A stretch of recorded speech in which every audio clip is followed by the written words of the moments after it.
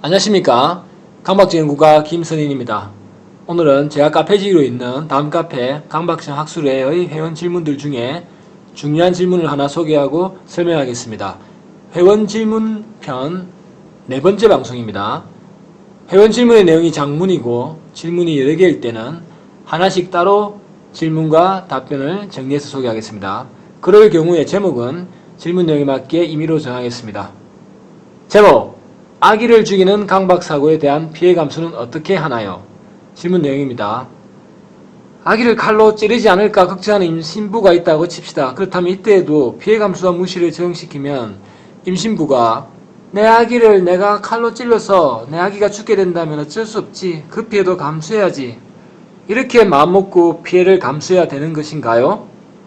답변입니다. 강박증 치료의 목적은 특정 사건에 대해 피해 감수를 해서 그 사건에 대한 생각에서 벗어나는 것이 아닙니다.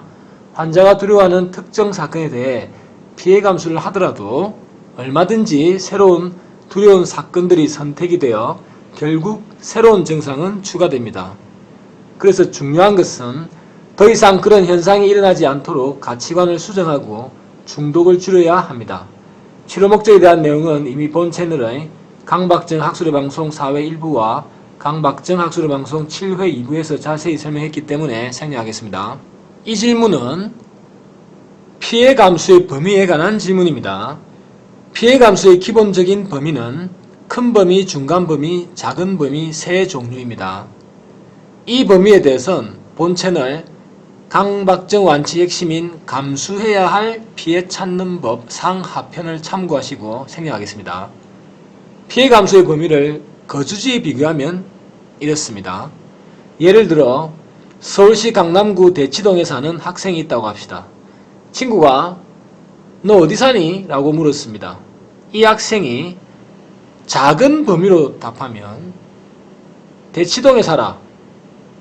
중간 범위로 답하면 강남에 살아. 큰 범위로 답하면 서울 살아. 이렇게 세 가지로 답할 수 있습니다. 그런데 대치동 산다라고 말할 때 자기는 강남에 살고 서울에 사는 것을 당연히 알고 있습니다. 또 강남에 산다고 해도 대치동 살고 서울 사는 것을 알고 있습니다. 자기가 알고 있죠. 서울에 산다고 해도 자기는 강남에 살고 대치동에 사는 것도 압니다. 그래서 저 표현 중에 어느 것이 맞고 틀리고 하는 것은 아닙니다. 강박증 치료에서 피해 감수의 개념도 마찬가지입니다.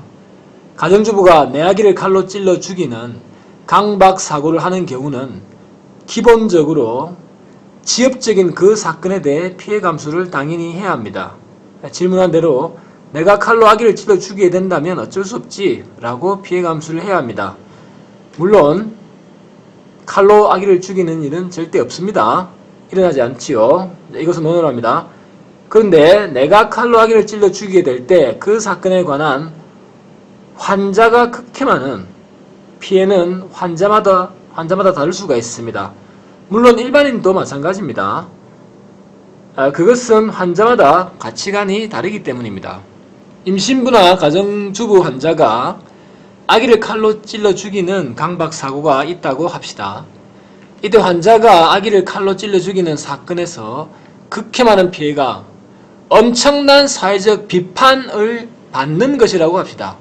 이 환자의 가치관은 명예피해 극혐입니다. 환자의 가치관은 큰 범위는 명예피해 극혐이고 중간 범위는 비판의 피해를 극혐하는 것이고 작은 범위는 아기를 칼로 죽일 때의 사건을 극혐하는 것입니다. 이 작은 범위가 바로 특정 사건을 말하는 겁니다. 가치관의 범위대로 피해 감수의 범위도 표현상 세 종류입니다. 앞서 일반적인 예를 든 대치동, 강남, 서울 이렇게 세 종류와 같습니다. 자, 그래서 이 강박사고의 경우에 세 종류의 표현, 즉 이런 생각은 이렇습니다. 작은 범위로 표현을 하면 이렇습니다. 내가 아기를 칼로 찔러 죽이는 사건을 피해 감수한다. 또는 다른 표현으로는 아기를 칼로 찔러 죽이면 어쩔 수 없지 등입니다. 중간 범위로 표현하면 이렇습니다. 나도 그런 짓으로 비판받으면 어쩔 수 없지. 또는 그런 짓에서 비판받으면 받아야지 등입니다. 큰 범위로 표현하면 이렇습니다. 나도 명예피해 보면 어쩔 수 없다. 또는 명예피해를 보든지 말든지 모르겠다 등입니다. 세 가지 종류의 피해감수 표현 중에 이 세 가지 표현들 중에 어느 것으로 생각을 하더라도 환자가 어느 것으로 자기가 생각을 하고 또 어느 것으로 표현을 하더라도 이 범위에 이 세 가지 범위의 의미를 알고 있으면 됩니다. 그 범위를 알고 있는 상태에서 즉 아기를 죽이는 강박사고에 대해서 피해 감수할 때 표현이 예를 들어서 이 세 가지 범위의 개념을 알고 아기를 죽이게 되면 어쩔 수 없지 라고 피해 감수하면 됩니다. 그렇게 표현해도 최종적인 목적은 물론 명예피해를 감수하는 것이다 라고 알면 됩니다. 앞서 설명한 대로 환자마다 아기를 칼로 찔러 죽이는 강박사고에 대해서 극혐하는 피해가 다릅니다.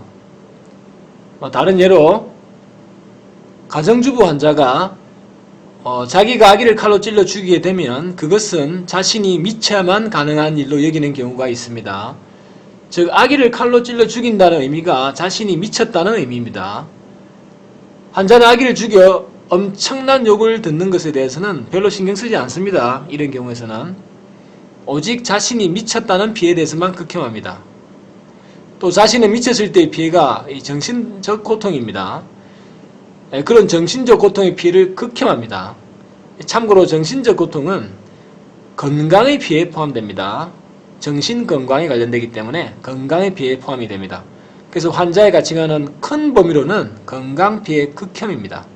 물론 이런 경우도 아기를 칼로 찔러 죽이면 어쩔 수 없지 라고 피해 감수를 하면 됩니다. 단 그 의미가 이 경우는 정신적 고통 피해 감수, 건강 피해 감수를 하는 의미도 있다는 것을 이해해야 됩니다. 최종적으로는 물론 건강 피해를 감수하는 것으로 알고 있어야 됩니다. 이렇게 가정주부 환자가 아기를 죽이는 강박사고를 하는 경우 피해 감수를 어떻게 하는지는 환자 각자의 가치관마다 다릅니다. 그러나 지엽적인 표현으로는 아기를 죽이면 피해 감수해야지 라고 표현은 같습니다. 그러나 본질적으로는 환자마다 다르다는 것을 이해해야 합니다. 자신의 가치관을 알아야 되겠죠. 그래서 환자마다 피해 감수의 표현은 다르기 때문에 이렇게 하면 되나요? 이렇게 획일적으로는 답을 할 수가 없습니다. 이상 설명을 마치겠습니다. 안녕히 계십시오.